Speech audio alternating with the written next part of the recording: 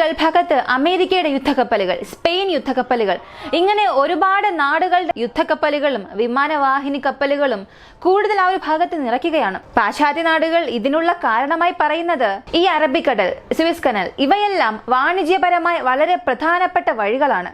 ഇവിടെ തീവ്രവാദികൾ കാരണം, MLA ഹൂത്തികൾ കാരണം, പൈറേറ്റ്സ്, ഇങ്ങനെ ഒരുപാട് പ്രശ്നങ്ങൾ അവിടെ ഉണ്ടായിക്കൊണ്ടിരിക്കുകയാണ്.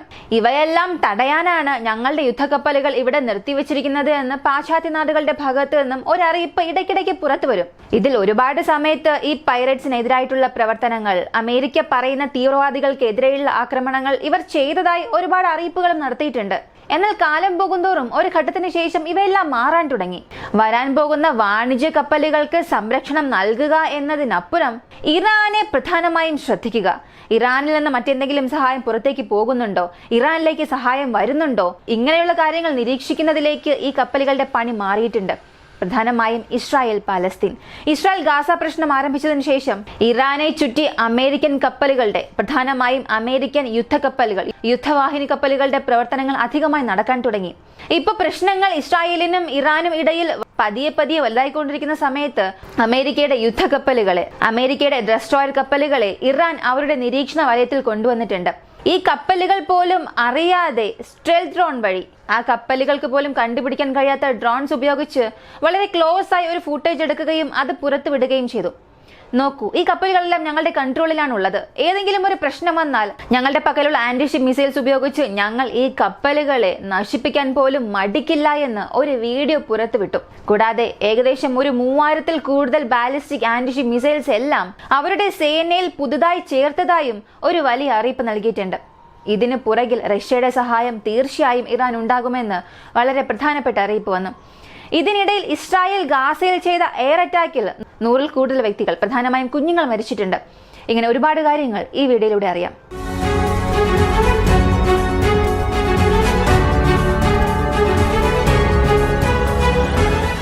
ഗാസയിൽ ഇസ്രായേലിന്റെ ആക്രമണത്തിന്റെ തീവ്രത വളരെ കൂടാൻ തുടങ്ങിയിട്ടുണ്ട്. ഒരു ഭാഗത്ത് ഒരു സീസ് ഫയറിന് വേണ്ടിയിട്ടുള്ള ചർച്ചകൾ നടക്കാൻ പോകുന്നുവെന്ന് ഇസ്രായേലിന്റെ അധികാരികൾ പറയാൻ തുടങ്ങിയാലും, അമേരിക്കയുടെ ഇടപെടൽ ഇതിൽ കൂടുതൽ ഉണ്ടായിരുന്നാലും, സൗദി പോലുള്ള നാടുകളെ ഈ സീസ് ഫയർ ഡീലിനെ സഹായിക്കാനായി അമേരിക്ക ക്ഷണിച്ചാലും, ഇസ്രായേലിന്റെ ആക്രമണത്തിന്റെ തീവ്രത ഇപ്പോഴും ഗാസയിൽ കുറഞ്ഞിട്ടേയില്ല. എടുത്തു പറയുകയാണെങ്കിൽ അമേരിക്ക ഒരു 4 ദിവസങ്ങൾക്ക് മുൻപ് ഒരു 12.5 ബില്യൺ സഹായം ഇസ്രായേലിന് നൽകും എന്ന് പറഞ്ഞു. ഈ അറിയിപ്പ് വന്നതിന് ശേഷം ഇസ്രായേലിന്റെ ആക്രമണത്തിന്റെ വീര്യം എന്നത് കൂടാൻ തുടങ്ങി. 2 ദിവസങ്ങൾക്ക് മുൻപാണ് അമേരിക്കയുടെ C-17 ഗ്ലോമാസ്റ്റർ വിമാനം ഇസ്രായേലിലേക്ക് പ്രധാനപ്പെട്ട ആയുധങ്ങൾ കൊണ്ടുവരികയും ഇസ്രായേൽ എയർപോർട്ടിലേക്ക് തറയിറങ്ങുകയും ചെയ്തത്. ആ വീഡിയോസ് പോലും പുറത്ത് പബ്ലിഷായി. ഇങ്ങനെ അമേരിക്കയുടെ സഹായം ഒരു ഭാഗത്ത് വന്നുകൊണ്ടിരിക്കുമ്പോൾ അമേരിക്കയുടെ ആയുധങ്ങൾ ഉപയോഗിച്ച് ഇസ്രായേൽ ഗാസയ്ക്കുള്ളിൽ നടത്തുന്ന ആക്രമണവും അധികമാകാൻ തുടങ്ങിയിട്ടുണ്ട്.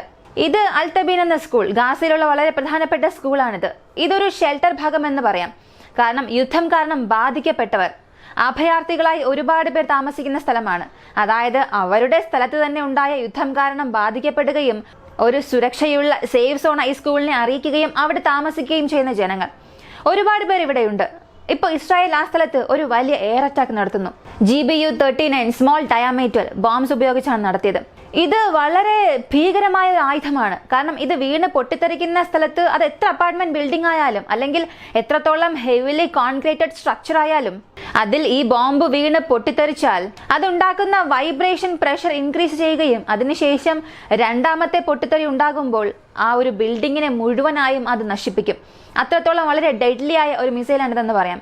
ഇതുപയോഗിച്ചാണ് ആ സ്കൂളിൽ ഇസ്രായേൽ നശിപ്പിച്ചതിന് ശേഷം ഞങ്ങളാണ് അവിടെ ആക്രമിച്ചത്, ആ സ്ഥലത്ത് ഹമാസിന്റെ പ്രധാനപ്പെട്ട കമാൻഡോസ് ഉള്ളതായി ഞങ്ങൾക്കൊരു അറിയിപ്പ് ലഭിച്ചിരുന്നു, അതുകൊണ്ടാണ് ഞങ്ങൾ അവിടെ ലക്ഷ്യം വെച്ച് നശിപ്പിച്ചത്. ഹമാസിന്റെ ഹൈഡൌട്ട്സ് എവിടെയൊക്കെ ഉണ്ടോ, അതായത് പൊതുജനങ്ങൾ എവിടെയെല്ലാമാണോ കൂടുന്നത് അവിടെയെല്ലാം ഹമാസിന്റെ കമാൻഡോസും ഉണ്ട്. അതിനാൽ മറ്റു മാർഗമില്ലാതെ അവിടെ ഒരു ആക്രമണം നടത്തേണ്ട അവസ്ഥയിലേക്ക് ഞങ്ങൾ തള്ളപ്പെട്ടുവെന്ന് ഇസ്രായേലിന്റെയും IDF-ന്റെ ഭാഗത്ത് നിന്നും ഒരു അറിയിപ്പ് വരുന്നു. എന്നാൽ സംഭവം നടന്ന സ്ഥലത്ത് ഇസ്രായേൽ പറഞ്ഞതുപോലെ അങ്ങനെ എന്തെങ്കിലും ഉണ്ടോ എന്ന് നോക്കിയാൽ അവിടെ ഹമാസിന്റെ നേതാക്കൾ കൊല്ലപ്പെട്ടതായി ഏതൊരു വാർത്തയും വന്നില്ല.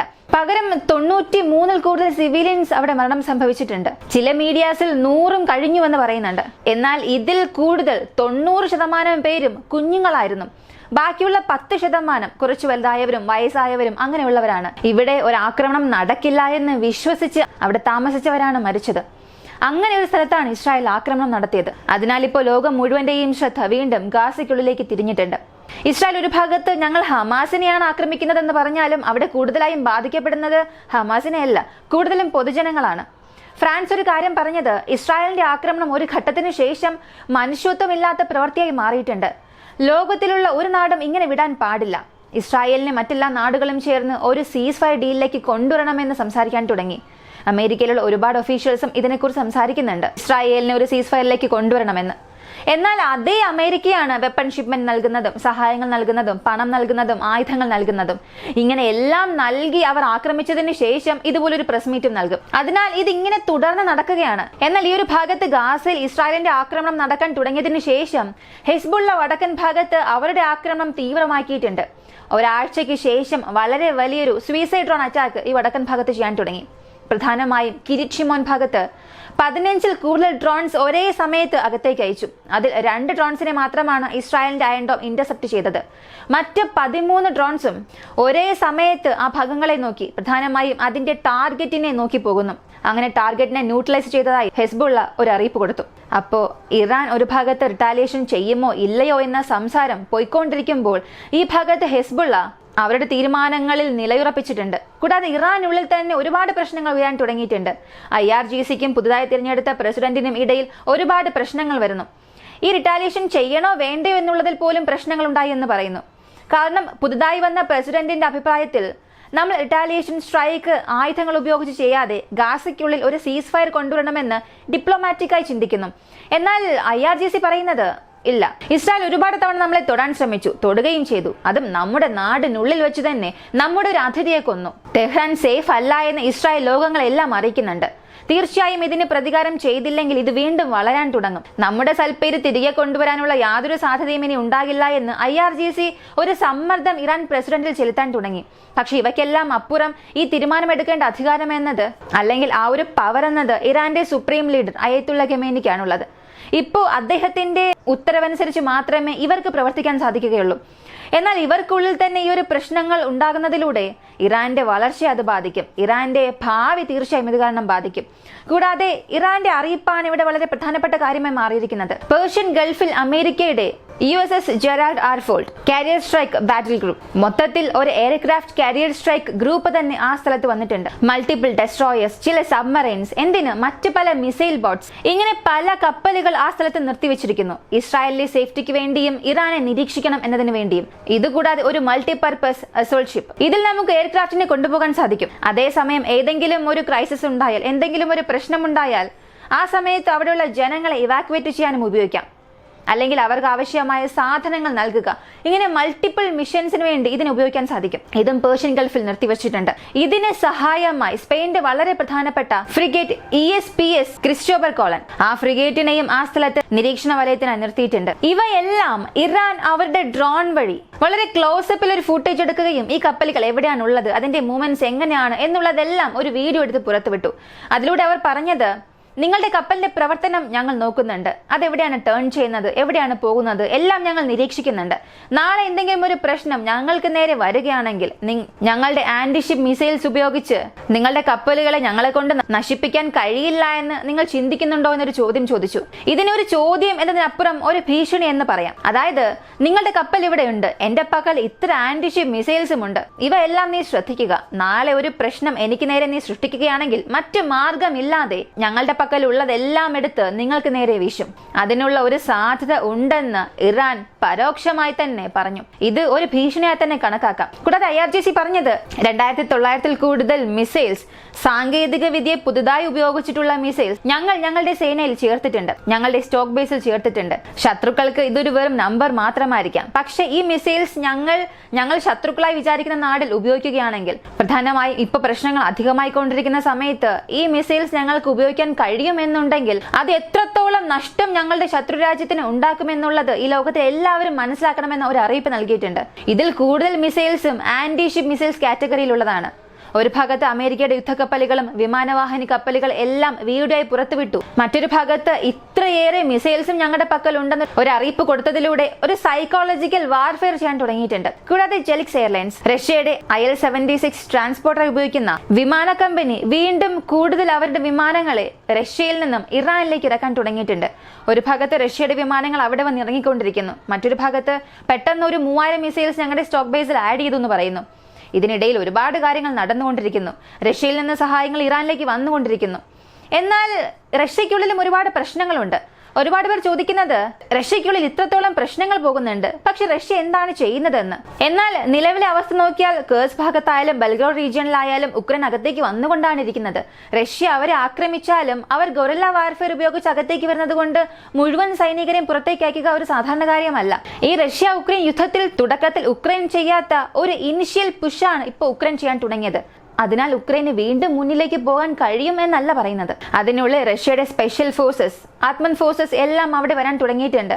പോരാത്തതിന് വാഗ്നർ ഫോഴ്സിനെയും ഇപ്പോൾ കളമിറക്കിയിട്ടുണ്ട്. ഇത് ഉക്രൈന് വലിയൊരു പേരായി തന്നെ മാറിയിട്ടുണ്ട്. ഇപ്പൊ ഉക്രൈനെ കുറിച്ച് ലോകം മുഴുവനും പറയുന്നത് റഷ്യക്കുള്ളിൽ തന്നെ ഉക്രൈൻ ചെന്നു, ഉക്രൈനുള്ളിൽ റഷ്യ നുഴഞ്ഞു കയറിയ കാലം പോയി, ഇപ്പോ ഉക്രൈൻ റഷ്യക്കുള്ളിൽ കയറാൻ തുടങ്ങിയെന്ന് ഉക്രൈനെ കുറിച്ച് വലിയ രീതിയിൽ പറയുന്നുണ്ട്. ഒരു മാർക്കറ്റിംഗ് ആയി മാറിയിട്ടുണ്ട്. ഇതിന് പുറകിൽ ഒരുപാട് കാര്യങ്ങളുണ്ട്. അവരുടെ സൈനികരുടെ മോറൽ ബൂസ്റ്റ് കൂട്ടിയത്, സെലൻസ്കിക്ക് എതിരായിട്ടുള്ള പ്രശ്നങ്ങൾ ഉക്രൈനുള്ളിൽ തുടങ്ങി, ഇവയെല്ലാം കൺട്രോൾ ചെയ്യുക, ഇങ്ങനെ ഈ കാര്യങ്ങളെല്ലാം ഒരു വലിയ മാർക്കറ്റിംഗ് ആയി മാറ്റിയിട്ടുണ്ട്. ഇങ്ങനെ ഒരു സംഭവം നടക്കുന്നു എന്നുണ്ടെങ്കിൽ, ഒരു ഫ്രണ്ട് ലൈനെ തകർത്ത് റഷ്യക്കുള്ളിൽ കയറി എന്നുണ്ടെങ്കിൽ അതിൽ ഒരുപാട് കാര്യങ്ങൾ രണ്ട് ഭാഗങ്ങൾക്കും അനുകൂലമായും പ്രതികൂലമായും ബാധിക്കും. ഇപ്പോൾ റഷ്യക്കുള്ളിലെ മാനസികാവസ്ഥ അവിടെയുള്ള ലോക്കൽ മീഡിയാസ് പറയുന്നത്, ഉക്രൈൻ ഇത്രയും വരുന്നത് വരെ എന്തുകൊണ്ട് നിങ്ങൾ വിട്ടുവെച്ചു? ഉക്രൈൻ അകത്തേക്ക് വന്നതിന് നിങ്ങൾ ശരിയായി തിരിച്ചടി നൽകണമെന്ന് ഒരു ഭാഗത്ത് പുടിനുള്ള സപ്പോർട്ട് അവിടെ കൂടുന്നുണ്ട്. മറ്റൊരു ഭാഗത്ത് ഉക്രൈനിൽ നമ്മുടെ മിലിറ്ററി അകത്തേക്ക് പോയാലും റഷ്യക്കുള്ളിൽ തന്നെ പോയി റഷ്യയുടെ ഫോഴ്സിനെ തന്നെ ആക്രമിക്കുന്നുവെന്ന് സെലൻസ്കിയുടെ പ്രൊഫൈൽ റേറ്റും അവിടെ കൂടിക്കൊണ്ടിരിക്കുന്നു. അയാൾക്കെതിരെയുള്ള പ്രൊട്ടസ്റ്റ് എല്ലാം ഉക്രൈനിൽ കുറയാനും തുടങ്ങി. ഇനി മറുവശത്ത് നോക്കിയാൽ ബെലറസ് ആണ് ടോക്ക് ഓഫ് ദ ടൗൺ ആയി മാറിയിരിക്കുന്നത്. ബെലറസ് അവരുടെ മിസൈൽ മൂവ്മെന്റ്സ് അധികമാക്കുക, ബെലറസിലുള്ള വാഗ്നർ സോൾജേഴ്സിനെ ബോർഡറിൽ ഡെപ്ലോയ് ചെയ്യുക, ഇങ്ങനെ ബെലറസ് ഏതോ ഒരു വലിയ കാര്യത്തിന് തയ്യാറെടുത്തുകൊണ്ടിരിക്കുകയാണ്. മറ്റൊരു ഭാഗത്ത് മിഡിൽ ഈസ്റ്റിൽ മെഡിറ്ററേനിയൻ സീയിൽ സൈപ്രസും ഒരു റേറ്റിലേക്ക് കയറിയിട്ടുണ്ട്. കാരണം അവർ ഒരുപാട് നിയമങ്ങൾ കൊണ്ടുവരാൻ തുടങ്ങി. മധ്യകിഴക്കിൽ എന്തെങ്കിലും പ്രശ്നമുണ്ടായാൽ പാശ്ചാത്യ നാടുകൾ, പ്രധാനമായും ബ്രിട്ടൻ, അമേരിക്ക, ഈ രണ്ട് നാടുകളും അവരുടെ സൈനിക ആവശ്യങ്ങൾ അല്ലെങ്കിൽ ഹ്യൂമാനിറ്റേറിയൻ എയ്ഡിന് വേണ്ടി ഏതെങ്കിലും ഒരു വഴി ഈ നാട്ടിൽ ഉപയോഗിക്കണമെന്നുണ്ടെങ്കിൽ അതിനുള്ള പെർമിഷൻ അവർ നൽകി. നേരത്തെ തന്നെ UK കൺട്രോൾ എന്നത് സൈപ്രസിൽ ഒരുപാടുണ്ട്. കാരണം അവരുടെ പ്രധാനപ്പെട്ട ഒരു അസറ്റ് ആണ് സൈപ്രസ്. അമേരിക്കയ്ക്കായാലും UK ഈ മിഡിൽ ഈസ്റ്റിനെ കൺട്രോൾ ചെയ്യണം. ഒരു ഫോറിൻ ബേസിൽ നിന്നുകൊണ്ട് മുഴുവൻ മിഡിൽ ഈസ്റ്റിനെ സർവൈലൻസിൽ വയ്ക്കണമെന്നുണ്ടെങ്കിൽ അതിനുള്ള വഴി ഈ സൈപ്രസ് ആണ്. കൂടാതെ സൈപ്രസിനെ കൊണ്ട് എല്ലാ വിധത്തിലും ഉപയോഗിക്കാൻ സാധിക്കും. ഇസ്രായേലിനെ പ്രൊട്ടക്ട് ചെയ്യുക, സിറിയ, ഇറാഖ്, എല്ലാ നാടുകളെയും ഈ ഒരു ബേസ് ഉപയോഗിച്ച് കൺട്രോൾ ചെയ്യാൻ സാധിക്കും. ഇങ്ങനെ കഴിഞ്ഞ ചില ദിവസങ്ങളിലായി ഓരോ നാടുകളിൽ നിന്നും പുതിയ പുതിയ വാർത്തയാണ് കേട്ടുകൊണ്ടുവരുന്നത്. വരും ദിവസങ്ങളിൽ തീർച്ചയായും ഇതിലും വലിയ വാർത്തകൾ കേൾക്കേണ്ടി വരും. ഈ ഒരു വീഡിയോ കുറിച്ചുള്ള നിങ്ങളുടെ അഭിപ്രായം കമന്റിൽ പറയുക. വീഡിയോ ഇഷ്ടമായാൽ ലൈക്ക് ചെയ്യുക, ഷെയർ ചെയ്യുക. നമ്മുടെ ചാനൽ ആദ്യമായി കാണുന്നവരാണെങ്കിൽ മറക്കാതെ സബ്സ്ക്രൈബ് ചെയ്ത് സപ്പോർട്ട് ചെയ്യുക. മറ്റൊരു വീഡിയോയുമായി വീണ്ടും കാണാം.